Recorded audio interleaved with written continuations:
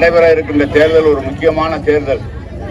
இந்த தேர்தலில் மோடி அவர்கள் வராமல் இருப்பதற்காக தான், யார் வர வேண்டும் என்பதை விட யார் வரக்கூடாது என்பதற்காக நடைபெறுகிற தேர்தல். மீண்டும் மோடி அவர்கள் வந்து விடுவார்களே ஆனால் இனி இந்தியாவிலே தேர்தல் என்பதே இல்லாமல் அவரே ஒரு சர்வாதிகாரி போல ஆகிவிடுவார் என்ற நிலைதான் இந்தியா முழுவதும் ஏற்பட்டிருக்கிறது. குறிப்பாக வாரத்திற்கு மாதத்திற்கு ஒரு முறை 2 முறை பிரதமர் வருகிறார், தமிழ்நாட்டிற்கு வருகிறார். தமிழ்நாட்டிற்கு வந்து திமுகவை அழிப்பேன், திமுகவை துடைத்தெறிவேன் என்கிறார்கள்.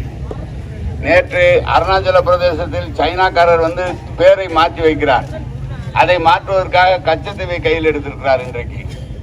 எனவே வருகிற போதெல்லாம் குறை சொல்லி திமுகவையும் மற்றவர்களையும் குறை சொல்கிறாரே தவிர, நம்முடைய முதலமைச்சர் கேட்டார், நீங்கள் வருகிறீர்களே, தமிழ்நாட்டிற்கு என்ன திட்டத்தை தந்தீர்கள்? தமிழ்நாட்டுக்கு கேட்கின்ற போது நிதியை தந்தீர்களா? வெள்ளம் வந்து எங்கள் மக்கள் சாகிற போது 37,000 கோடி கேட்டவை, இதுவரை ஏதாவது ஒரு பைசா தந்தீர்களா என்றெல்லாம் கேட்டார்கள். ஆனால் அதற்கெல்லாம் அவர்கள் பதில் எதுவும் சொல்வதில்லை. உடனடியாக எங்களுக்கு திமுகவை எடுக்க வேண்டும், பிஜேபி வர வேண்டும் என்ற ஒரு கோரிக்கை தான் சொல்கிறாரே தவிர, தமிழ்நாட்டிற்கு ஒரு நிதி நெருக்கடியை உண்டு செய்கிறார்கள். மெட்ரோ திட்டமா பணம் தர முடியாது, ஜிஎஸ்டி அதற்காக தர வேண்டிய மானிய பணமா தர முடியாது, கடன் வாங்குறியா வாங்கக்கூடாது, ஒரு நிதி நெருக்கடியை உண்டு செய்கிற அந்த நிலையை தான் மத்திய அரசு இன்றைக்கு ஒன்றிய அரசு மோடி அரசு செய்து கொண்டிருக்கிறது.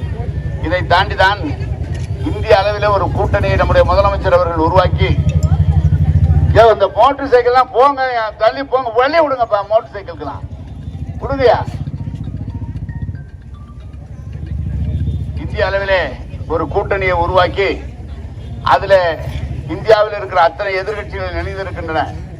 அதற்காக தான் இந்தியா கூட்டணியை மத்தியில் ஆட்சிக்கு வருமானால் தமிழ்நாட்டிற்கு வரக்கூடிய திட்டங்கள் முழுமையாக வந்து சேரும், நம்முடைய வளர்ச்சிக்கு தேவையான பணம் தருவார்கள் என்ற நோக்கத்தோடு இந்த கூட்டணியில இன்றைக்கு அந்த கூட்டணி ஒரு வேட்பாளராக தான் துரை வைகோ நாம் நிறுத்தி வைக்கப்பட்டிருக்கிறார். திருச்சி பாராளுமன்ற தொகுதிக்கு பெருவாரியான வாக்குகள் வித்தியாசத்தில் அவர் வெற்றி பெற வைக்க வேண்டும்.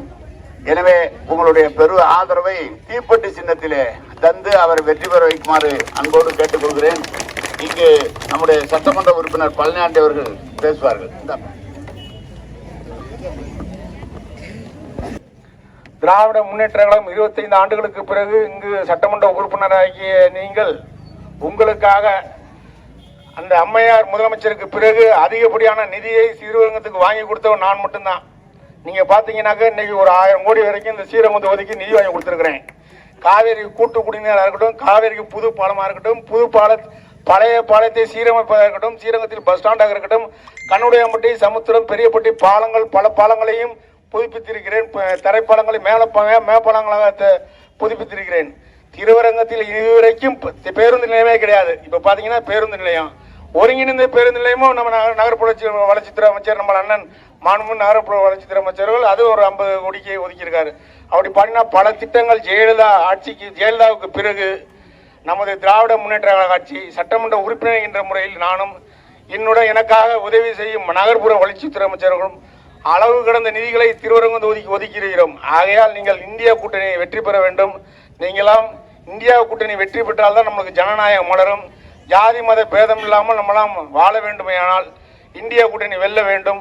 ஆகையால் அனைவரும் தீப்பெட்டி சின்னத்திற்கு வாக்களிக்குமாறு, பெருவாரியான வாக்கு வித்தியாசத்தை வெற்றி பெற செய்யுமாறு வேண்டி விரும்பி கேட்டுக்கொள்கிறேன்.